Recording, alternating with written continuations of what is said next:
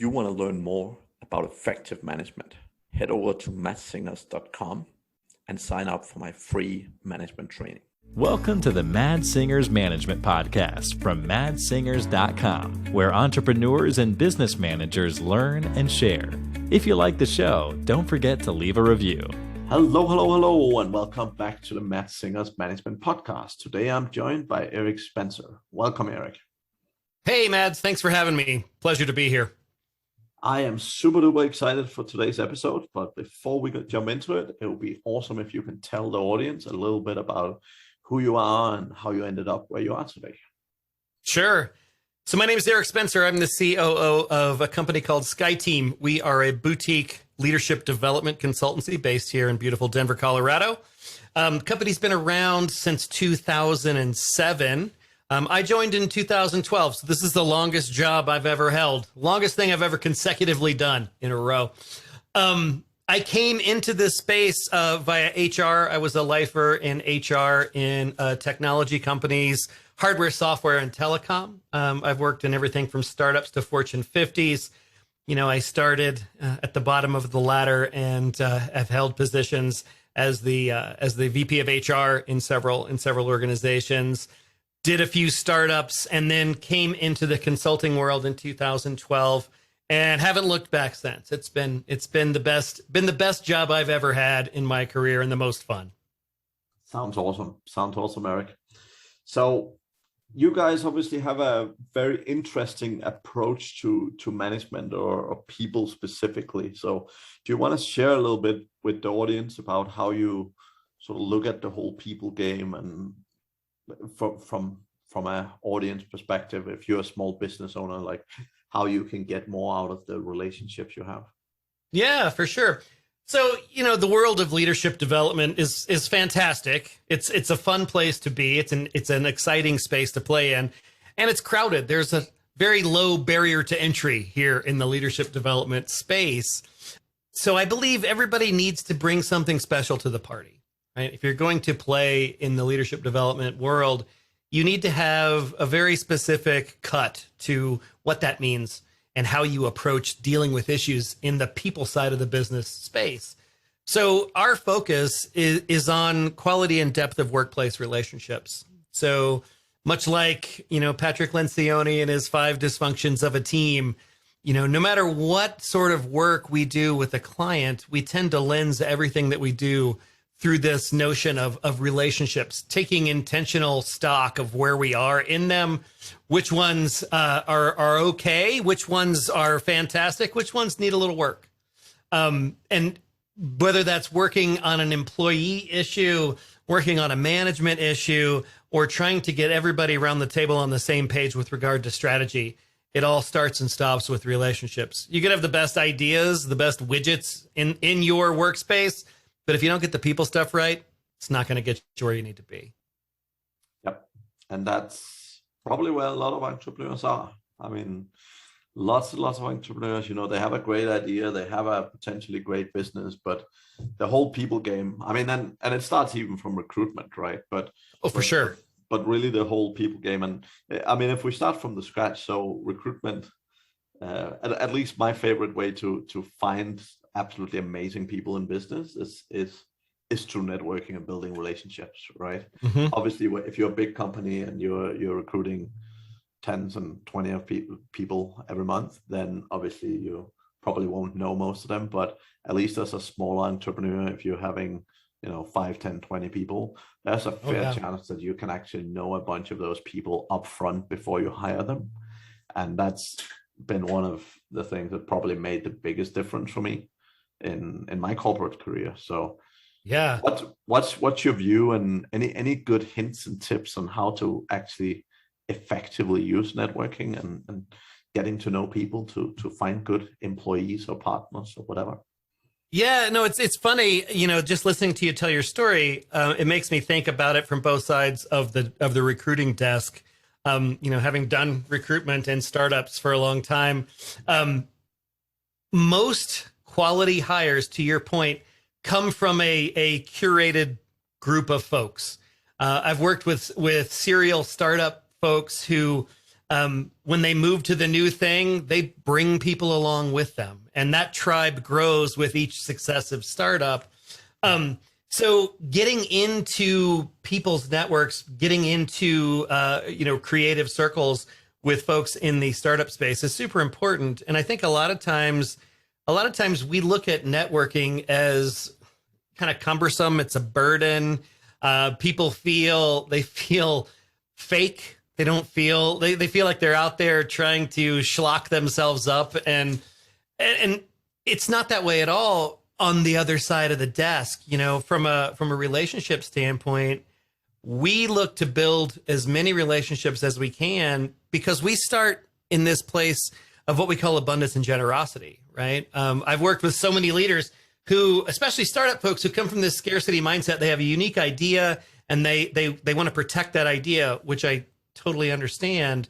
But to be fully abundant is a whole different game. And it changes the way folks will interact with you and your concepts, and their willingness to, sort of jump in front of a train for you over time. Definitely. I think one of the biggest things I notice is purpose, right? So when I walk into a room full of people, or if I go into a meeting where I'm expecting to meet some people of value, some people I want to connect with and spend time with in the future, right?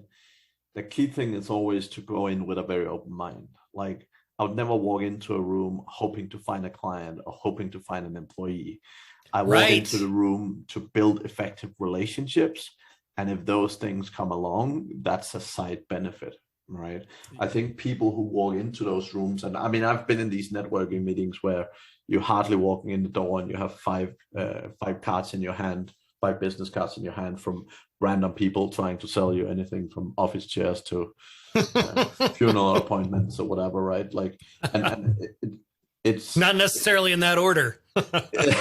Exactly. And the whole thing is that it's not about sales. I mean, the way you sell is not handing someone a business card, right? The way you sell, from my experience at least, is building solid relationships with people. When you have a good relationship and people trust you, then you can start talking about what you do. And at that point, you can then start saying, hey, well, do you need my service? Or even better, do you know someone that needs my service?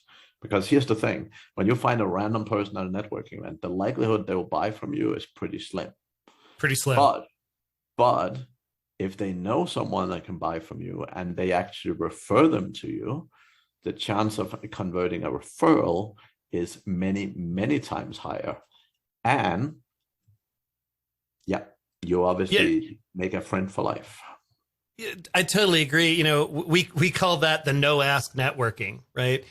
When you're in those situations, to your point, you are far better served going in there with no ask on the outset, right? We put together a system for networking for folks who are trying to figure out what they want to do next in life.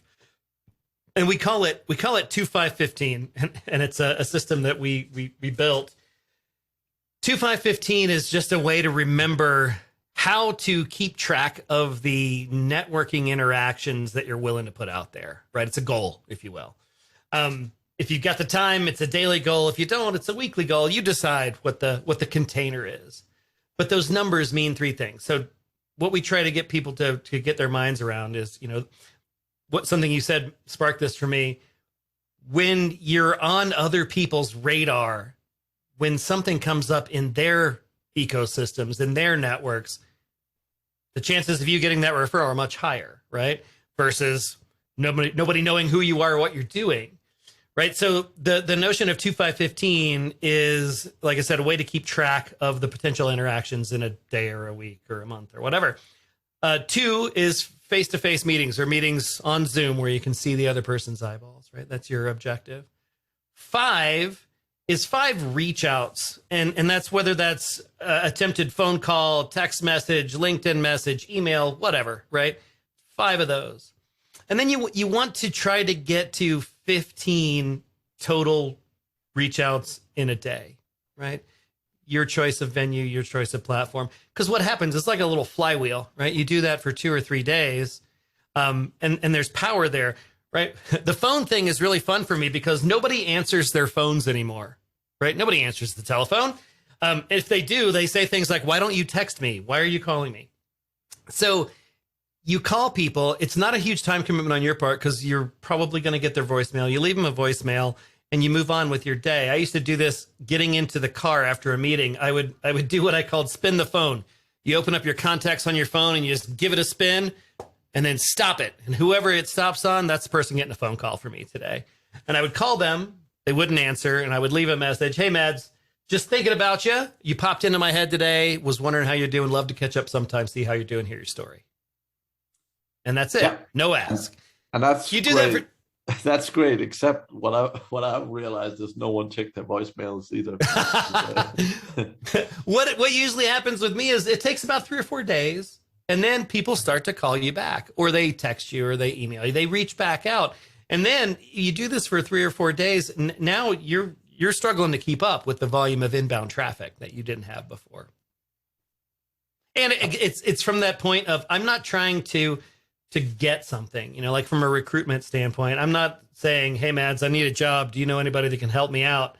That's a subsequent conversation, right? The initial volley is just to reconnect, just to open that channel, just to become on that person's radar. Because then when we do connect and you share your story and I share mine, I'll tell you if I'm looking for a gig or I'm hoping to bring on some new clients or whatever my objectives are. But people are much more likely to engage in that conversation if you're not shoving that funeral appointment business card in their hand as they walk in the door. Totally. And I think also fundamentally, I think most people have probably heard that advice, but it's always about providing value. It's always about helping people and connecting people. And in my experience, there's no easier way to network than actually when you're talking with people, when you hear about some of the challenges they have, or when you hear about some of the things they're going through, like connect them with someone great, connect them with someone that can be helpful, connect them with someone. All right. And then when you're just starting out, you might feel like you don't know many people, and that's fair enough, but that's okay. Sometimes what happens, and it tends to happen more and more frequently, the more people you know, but someone mentioned they have a problem, and that can be them trying to find someone to replace the windows at their home, or that can be someone who is dealing with a difficult employee, and someone that's good at that, or it doesn't really matter what it is. But if you can help another human being, if you ever need it back, or if you ever need help in return, or just need help in general, they're so much more likely and willing to help, right? Oh, absolutely. We're working on our second book, a follow-up to my business partner's book called Cultivate: The Power of Winning Relationships. And this is called Better Work Together. And it's about what it means to be an ally and to show up in relationships intentionally.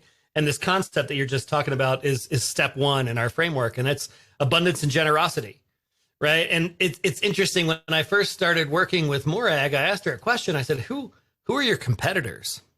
And she got kind of this crumply forehead look. And she said, that's a good question. She said, I don't really know. And I said, what do you mean? And she said, well, I kind of look at it this way. There's a lot of work out there. And if something comes through the door that doesn't fit what we do, I just recommend other people that are better at that than we are. Because everybody that does what we do, this sort of generic leadership development space, there's a lot of nuance. There's a lot of areas to specialize. And that philosophy has served us super well because the work that we've passed on to other people, that karma bucket has been filled back up on our side, tenfold as a result of coming into it with that idea. Mm-hmm. Definitely. And I see it. I've been in networks, where people are like, I'll probably even be kicked out of one or two network because I was, I was in competing niche to someone else and so on. And actually, so I remember back from my corporate days, one of my earlier jobs, I was actually applying for a promotion, and I ended up helping my direct competitor for the promotion so much that she ended up getting the job instead. And everyone was like, oh, you're so stupid, and Yeah. all this good stuff. But I think that the whole thing is that um, when you're on a mission to make a difference, it doesn't like it's not about right now, right here, right now, right? Yeah. I think you get so much more value out of life if you actually put in what you can and do what you can for other people. I'm not saying don't do anything for yourself. Definitely Oh, of do. course not. But if and actually that's a great quote by what's his name? Guy that passed away. Was Zig Ziglar. Basically, the more people you help, Oh the more yeah. successful you'll be, or something along those lines. Yeah, Zig Ziglar. He said you Zig Zig. get, yeah, he says you get the more things that you want by helping other people get the things that they want. Yeah, and Absolutely. that's a quote that I've always been very, very close to me, because I believe again in the reciprocity, and just in the goodness Well, of people. And yeah, and reciprocity is a real thing. People actually feel that and feel inclined to take action against that. yeah, But you think about it, something you said just sparked another thought in me. Competing for a position inside an organization, right? I worked in HR for 20 years, and we saw this all the time. And it can get pretty cutthroat in that competition. Now, as candidates, if you and I are candidates for the job, the internal promotion, we probably know from a company perspective, from an outside in client perspective, we probably know between the two of us which one of us is better suited for the role that would be better for the business, better for the objectives, better for the clients, right? And a lot of times I'll know that's you, and I will fight you, and I will try my best to beat you. And what's really interesting to me about that is that in that type of environment, at the end of the competition, we're not better. Chances are the company's not better, and the clients will suffer, right? Because I know that you should have this job. You're more tied in with this client or this process or whatever. But I got hung up in the ego-driven competition of it all, and my abundance and generosity went out the window. Right. But to your point, when you said that your competitor got the job and people said, oh, you're so stupid, my thought was, are you? Because I bet that came back to serve you well later in time.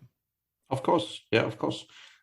What I would say as well, like I've been in a few situations where I've get promoted instead of someone else, and that's often like, particularly if you get promoted in to be the boss of someone that you have been competing with the role about, that's often a very difficult situation in many companies. Oh, But peer to manager transition is hard. it's also for me, it's been some of the most fun and some of the best opportunities to do not just the right thing, but really show the person that you were competing with on the role, really show them how to do things the right way. Because that there's often a lot of difficult feelings. There's a lot of difficult things, and I mean, I've had a couple of times where I've had to sit down with someone and say, hey, I know we both applied for the job. I know you were also super eager to get it, and I will do what I can to make sure that the next time there's an opportunity that it's going to be your turn. And my goal here is not to take away your opportunity. My goal here is solely to make you as well prepared for the next opportunity so that you will succeed.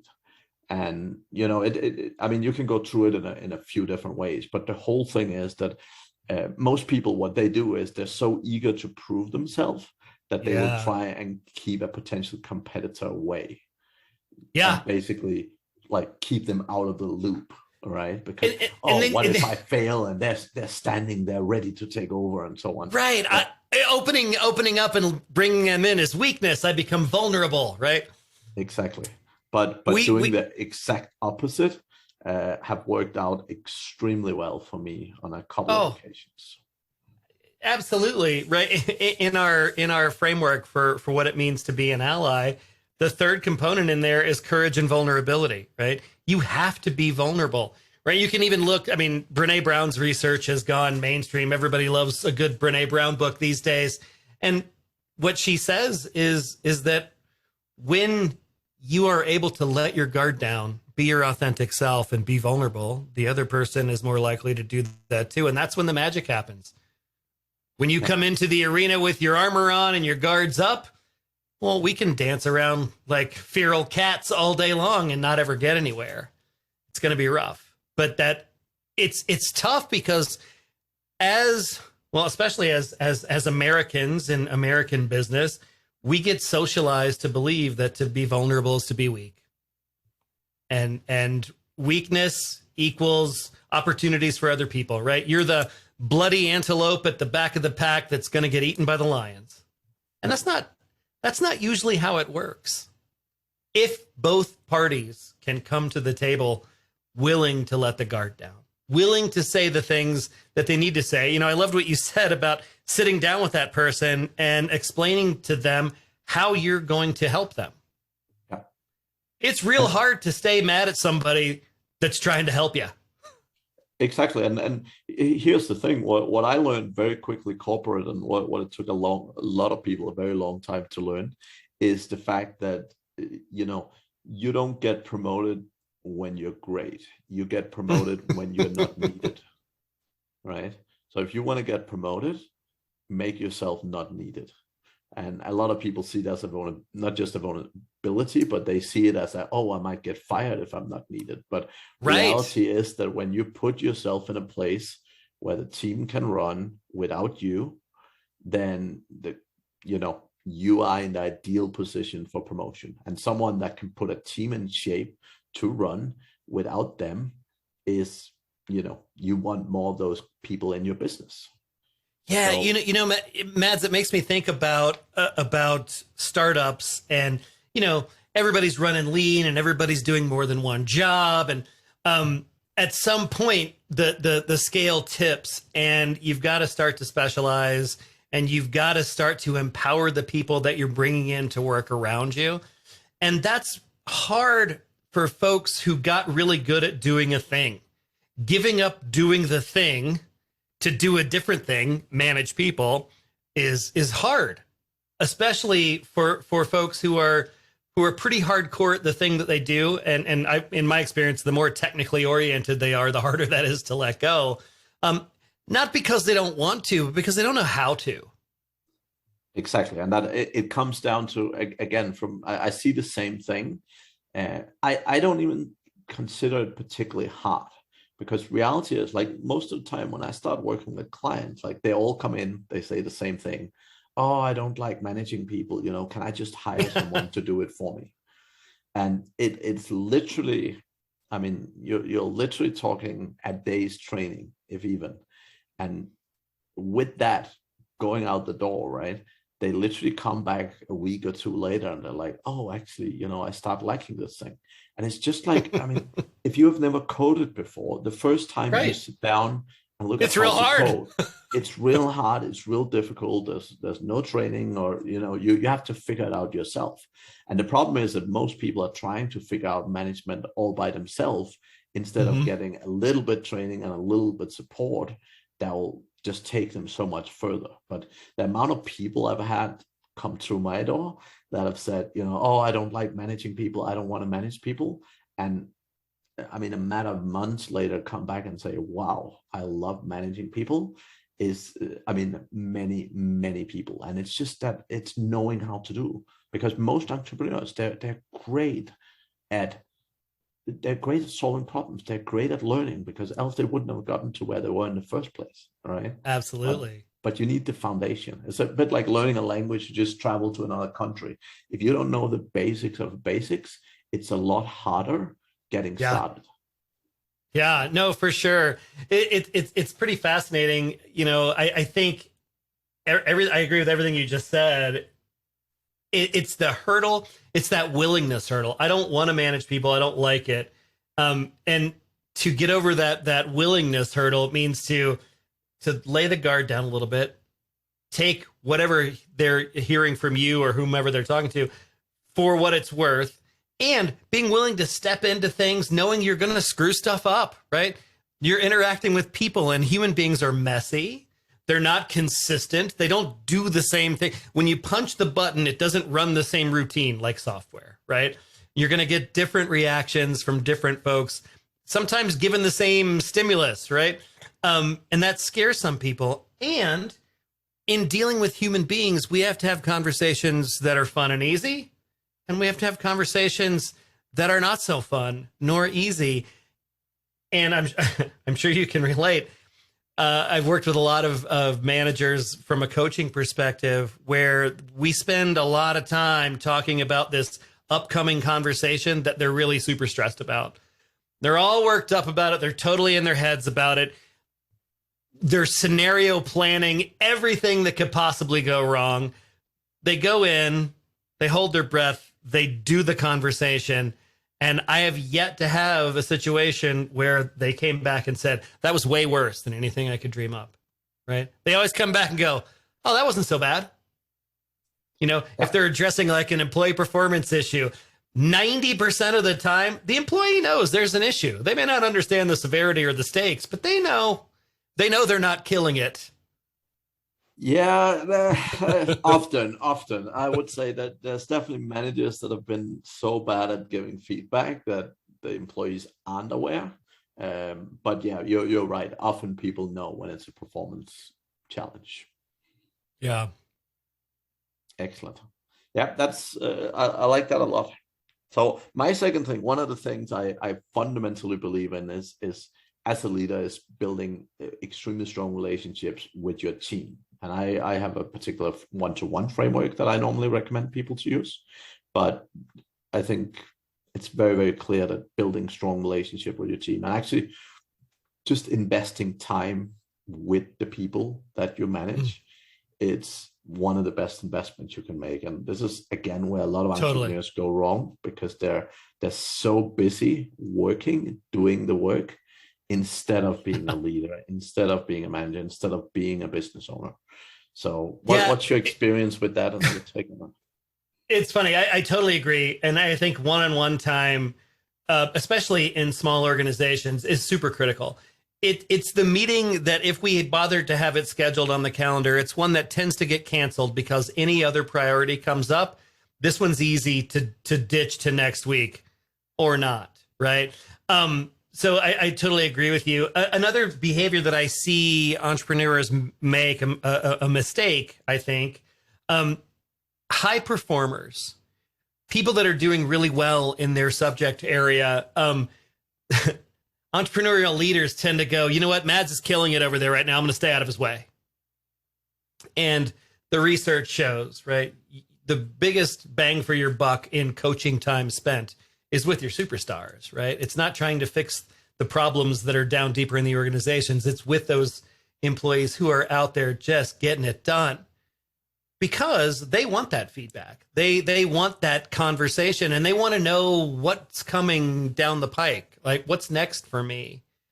I've seen many instances of those really high performing employees essentially get painted into a corner because they were really good at doing a thing. And then the business kind of grew around it. And the CEO said, well, I can't have Mads stop doing that. He's the only one that knows how to do that now. And then Mads quits because he doesn't want to do that anymore. So yeah, I totally agree. And I think what I see a lot in that regard is both that, but it's also the fact that when you're dealing with higher performers, right, it's not just that they want the feedback, but it's as much the fact that they are from a time investment and from a company investment and a development standpoint. If you invest an hour in them, they develop so much faster and so much more than a low performer. Totally right? Agree. We spend a lot of time as managers trying to fix problems. It's the whole mindset shift from fixing broken things to playing to your strengths, right? And exactly. That was exactly where I was going. So the whole point is that, as individuals, if you want the most out of yourself, you want to do the same thing. You want to focus on the things you're very, very good at instead of the things you're not so good at. And because, again, the more you invest into your natural strength, the more and the better return you get compared to investing into things that you're not good at. So why is it so hard to get some entrepreneurial leaders to surround themselves with people that are actually better than them at stuff? It's very simple. People like people that communicate the way they communicate.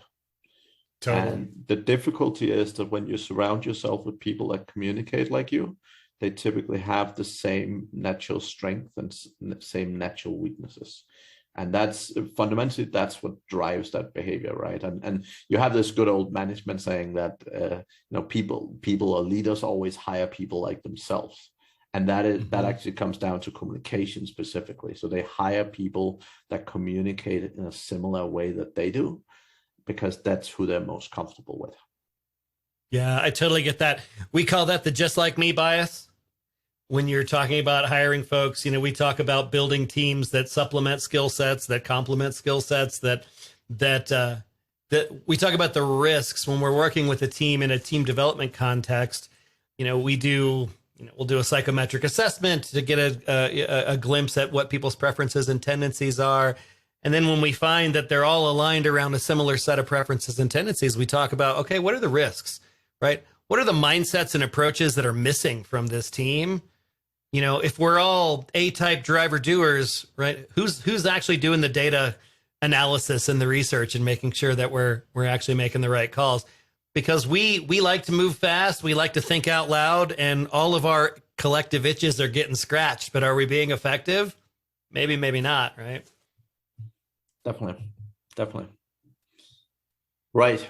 Any other sort of in the business areas where you feel relationships and communication is very critical? Yeah, I think one of the most oft overlooked relationships, and we talk about this in Morek's first book, Cultivate, is our peer relationships. Peer relationships have the opportunity to sabotage our success in a way that I think we often take for granted. A lot of times we'll work with managers and they'll say, oh, well, there's no rival behavior on my team. And I will question that because for years, I worked in organizations where I worked in HR and I did a job and I was on a team, not really a team, but we all did the same job in parallel. And I can guarantee you, we got along great. Everybody was buddies and it was super friendly and we had a lot of laughs. But when it came time for promotion or performance management, the competition got pretty stiff because there's only so many dollars for merit. There's only so many fives we can give in our performance management force distribution.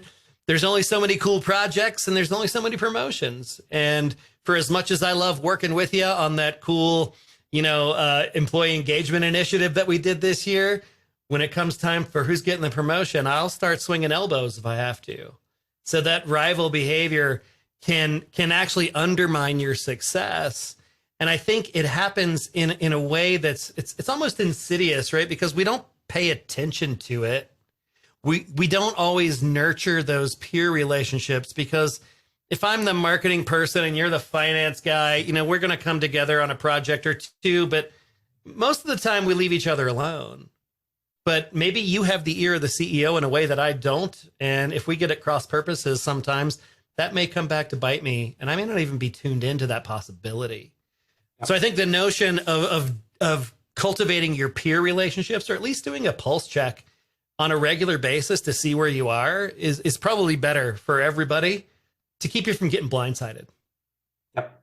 And I think both in small businesses and in big companies, so my experience from the corporate world was I learned very quickly and very early on that getting to know people and building relationships helps significantly. And like I would spend a good bit of time, getting to know everyone, getting to know the receptionist, getting to know absolutely everyone in the building. Because here's the thing, when you have a problem, that's often the people who can help you. And again, you don't necessarily get to know them just so they can help you. But right. When you know those people, like if you have something you need to pick up after hours and normally you can't get into the building, but the security guard really good, so you get your way in or whatever, or God knows what it could be, right?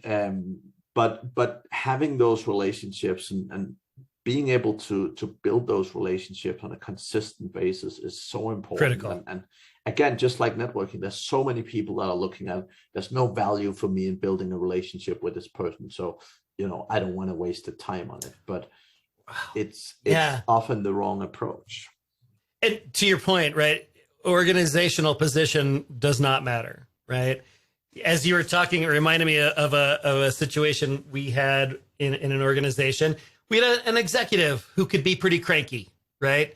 There were days you wanted to go in there and there were days you didn't want to go in there. And he had this vein in his head that would pop out when he got worked up. And I got to know his admin really well. And I could walk up there in the morning and go, so how's the vein today? And she would look at me and go, not today. Okay, I'm going to move on. And I'm going to come back on a day when my propensity to succeed is higher. And it was interesting because enough people started doing that with her that she had a clock above her desk that didn't work. And she started setting the clock so that we would all know what the current status of the vein was. If the clock was set at 9 o'clock, you knew this was a good day to go in, go to work. If the clock was set to 5 p.m., cruise on by. You don't even have to interact with her. She's already signaling to you, today is not a good day for you to go do anything with this leader. So the power in that relationship, I mean, that's not a thing that you could explain to people to expect. That's an outcome of the quality of the relationship that you build. And investing in those relationships, irrespective of what they might be able to do for you, is a roadblock for some people. But I think your story is spot on, and it can be where some of the most meaningful breakthroughs come. Definitely. And again, I mean, it's the same thing in life, right? Like, you want to do the same thing as much as you can. Like, I was lucky enough to join an organization called Toastmasters many years ago. Mm-hmm. And I was super happy with that. Particularly, I joined it for learning more communication and public speaking and so on. But the whole thing was that I've ended up meeting people all around the world in these clubs. And the thing is, I know wherever I go in the world, if I walk into a Toastmaster meeting, it's generally the type of people that I want to hang around. And the amount of people I've hired, the amount of clients I've had from it, the amount of great friends I've had come out of it, and all of that good stuff. I mean, yeah, I couldn't count it on two hands at least. Yeah. But it's about that. It's about finding your people. It's about finding environments and understanding, like, what are the people that, both you enjoy hanging out with and hanging around, and who are the people that, help not benefit from necessarily a selfish point of view, but benefit from I can learn something, or, we love exchanging ideas, and we can help each other, and all that kind of point of view. And I think that, like, doing that and actually putting time into networking in that sense is so important. It's funny. A lot of the work that we do is focused on the people side of the business. And sometimes we'll go into these hard charging executive meetings to talk to them about what's going on with their leadership and team development. And they'll say things like, look, we don't have time for this soft, fluffy people skills stuff. Right? We got real work to do. We got real problems to focus on. And, it's funny. In my 25 plus years of doing this work, the people stuff is the hard stuff. It's not the nice to have. It's the must have, because it's the thing that can derail you from the greatest idea that's ever existed on Earth, right? If you don't get the people stuff right, your propensity to succeed is going down, right? People stuff is not a thing that you think about later. And it's interesting to me, because a lot of times I think with entrepreneurs and in startup environments, you say things about, formalizing or at least making things more intentional around the people side of the business. And you get pushback, right? It's too early, right? It's too, everything is moving too quickly and changing too fast right now. We'll get to that later. and I argue that you really can't start that early enough, because I can't tell you how many experiences I've had where that startup gets to be about 100 people and they come to me and say, we need to think about all this people stuff. I'm like, yeah, you do. You actually needed to think about it about 35 employees ago, because now it's harder, right? Now we have complexity and we have patterns that have been established that are harder to undo. Yep. Totally. And I think fundamentally, I mean, you're correct. It happens again and again and again, and it happens in most businesses, right? Yeah. And I think again, for me, the whole point is not thinking of it as a people thing, but I look at it fundamentally as core management, right?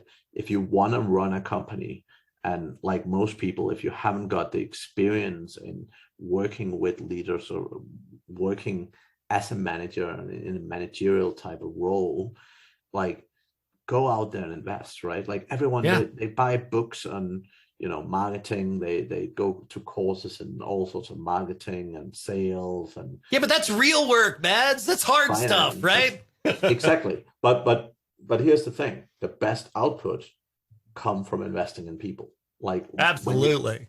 When you have a manager, I mean, I literally walked into companies where they have 5, 6, 7 managers, and literally a couple hours with these people, and 2 months later the results they deliver is like miles apart. Just totally. With some basic skills and just some basic learnings. And I think fundamentally that it's a shame that so many companies are missing out just because they don't see the importance or understand the importance of the leadership skills, right?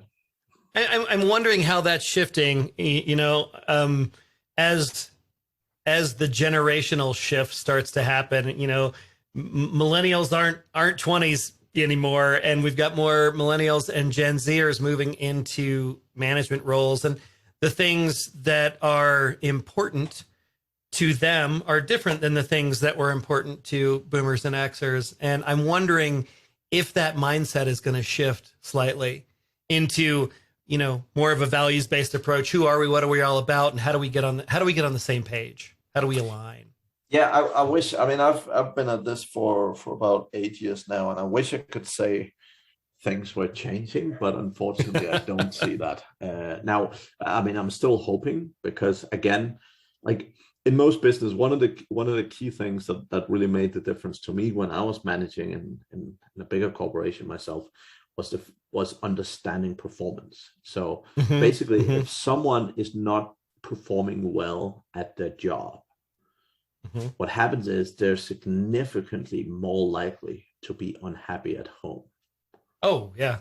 However, if people are performing well at their job, they're significantly more likely to be happy at home.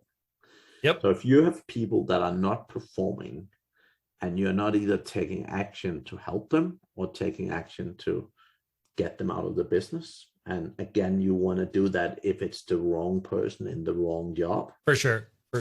Right? But if you're not taking those actions, you're basically helping or supporting that individual in staying unhappy, right? Oh, now, I love this take. This is manager guilt. I love it.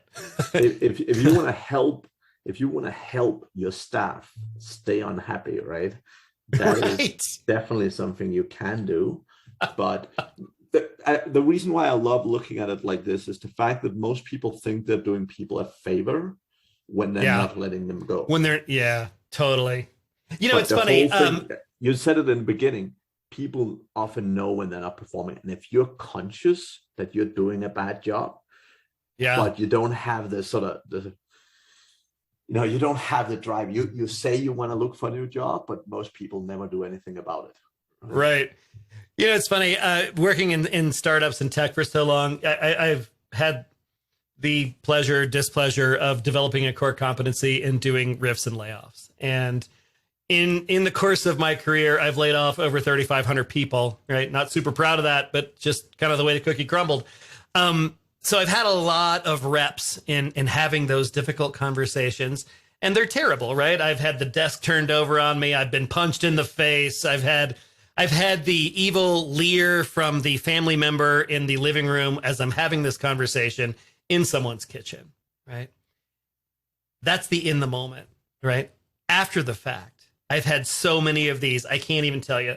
I was in the mall one day nearby here in Metro Denver, and I'm just walking through the mall, minding my own business. And this guy comes up to me and he says, Eric.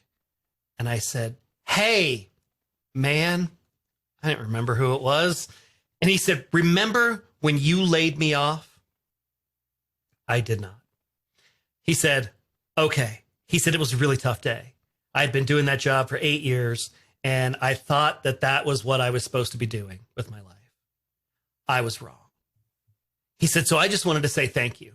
I said, okay, you're welcome. I said, what are you doing now? And he said, today I serve up happiness. And I said, okay, what does that mean? And he told me he had opened an ice cream shop. He, at this point, owned 2 of them. And he goes to work every day with the intention of serving happiness to other human beings.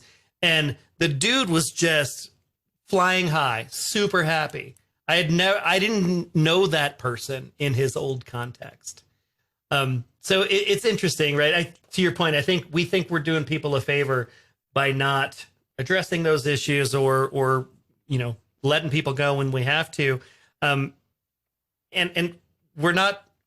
We may be unintentionally hurting them. I like your concept of if they're unhappy at work, they're probably unhappy at home. And you own some culpability in that, manager. And if you're not stepping in there and having those conversations, the 4th step in our model of being an ally is about candor and debate. And it's about saying the things that need to be said. And I mean, fundamentally, this doesn't mean go out and fire everyone. It means get everyone to a point where they're doing great work, right? And whatever that means. But yeah, it's key, right? And just but it's hard. It's hard because people don't like conflict. People don't like going into those sticky, messy human interactions where I can't predict what your behavior is going to be. 100%. Right, Eric, awesome conversation. Yeah, a lot of fun. Any amazing hints, tips, resources here at the end before we finish off that you want to share with the audience? Yeah, I mean, if I was going to narrow it down to one core thing that you could do as a business leader or entrepreneur, it would be invest in those relationships. I love the mechanism of one-on-ones, to your point, Mads. Don't scrimp on the one-on-ones. One of the tips I give my managers that I coach is let the employee choose the frequency of the one-on-one, whether it's monthly or weekly or whatever, and let them own the invitation to the meeting. So you can't just delete it off your calendar. You kind of have to ask to cancel or reschedule, and then they own the power of rescheduling it. Because I see it get canceled so often when I, the manager, own the invite. I just delete it off and I shoot you a text and say, hey, we'll get together next week, which we may or may not do. And if you can't spend the time to develop that relationship in a thoughtful, meaningful way, we have a tip. It's called the relationship pulse check.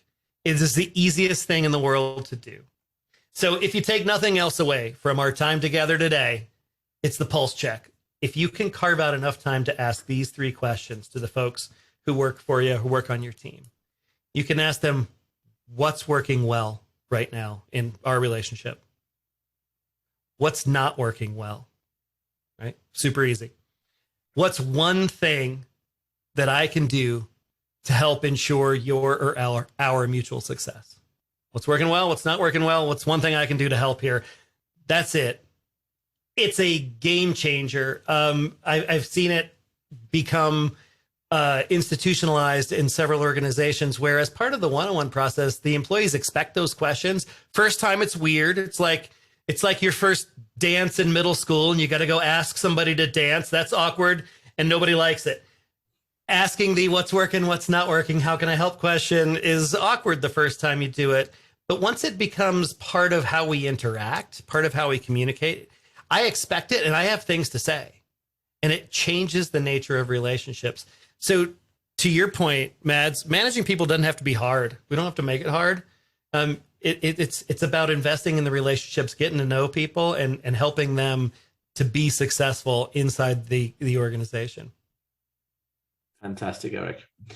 If people are eager to get hold of you, talk to you or whatever, what's the best way of connecting? Yeah, SkyeTeam.com is our website. I am Eric at SkyeTeam.com. You can find me on LinkedIn. I host a podcast for HR people called The Corporate Bartender. We do a weekly podcast. It's kind of a live podcast with the studio audience. So if you are an HR person and interested in that sort of thing, Corporate Bartender, you can find it on all of your podcast platforms. Look for our new book, Better Work Together, coming out October 2022. We're excited about it. It's the follow-up to this book, Cultivate the Power of Winning Relationships. I think it's going to be really useful and helpful to a lot of folks in this management and leadership space. Thanks for having me on, Mads. It's been a blast. Awesome, Eric. Thank you very much. And to the audience, we'll be back again next week. Thank you for hanging on all the way to the end. Thank you for listening to the Mad Singers Management Podcast. Please leave a review. It means the world to us. You can also learn more about management at madsingers.com.